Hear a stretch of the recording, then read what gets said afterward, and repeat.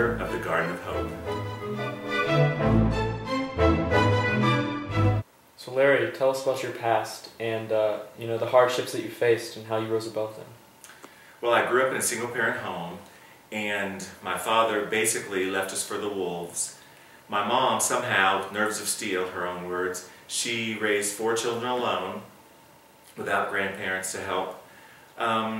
And the hardest part about growing up in a single-parent home for me was I had big dreams. I had big dreams of success. Like every child, I wanted to succeed. And I knew that I had these big dreams and that all of the things necessary to make those dreams come true were beyond my grasp. I had big dreams and I knew that I deserved them, and I knew that it was going to be difficult to bring them into fruition.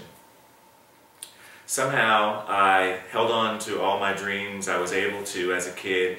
I was fortunate to have a series of teachers that believed in me, and I say that they bridged the gap for me. They stood in the gap and made sure that I was headed in the right direction towards the dreams and the goals that I had set for myself.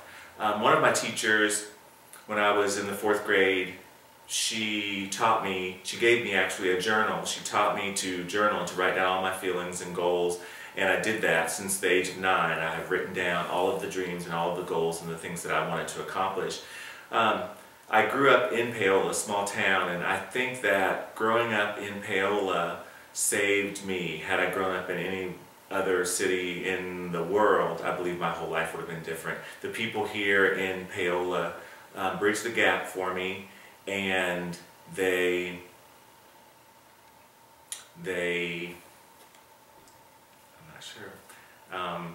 bridged the gap, and they actually formed a relationship and bonds with me that lasted well beyond the classroom. In fact, I went on to become a teacher, and I actually student taught in the very same classroom with that 4th grade teacher that had taught me to journal, and then became a colleague of hers and taught across the hall from her for several years.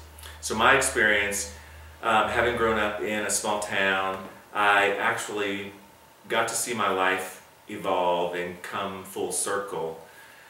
Having been that child that was the farthest down, I found myself in a position where I could help the very student that I had once been.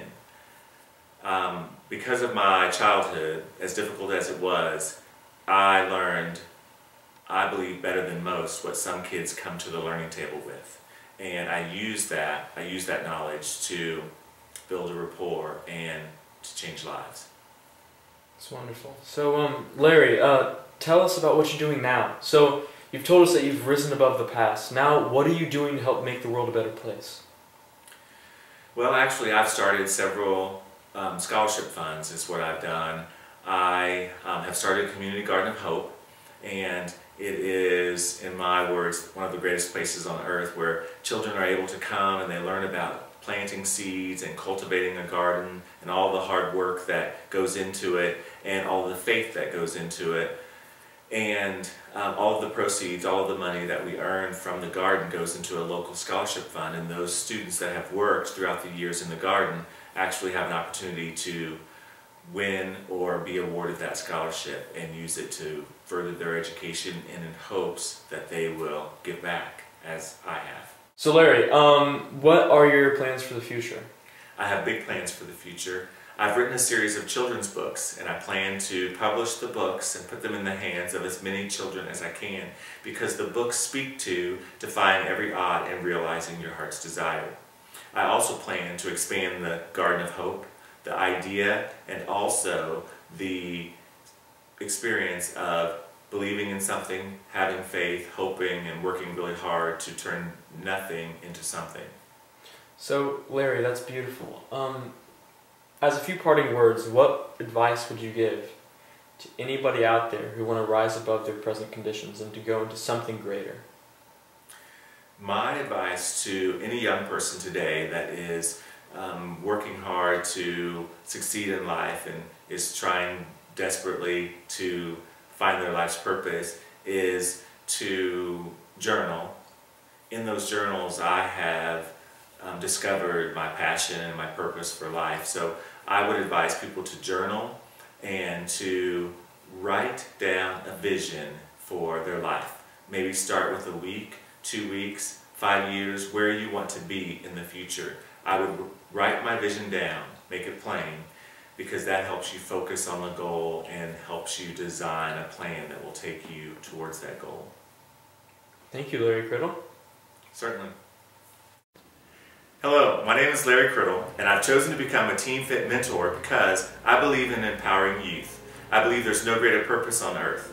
I believe that all children are born with a measure of genius inside, and it's my job and all of our jobs to help them realize their potential and become the greatest that they can.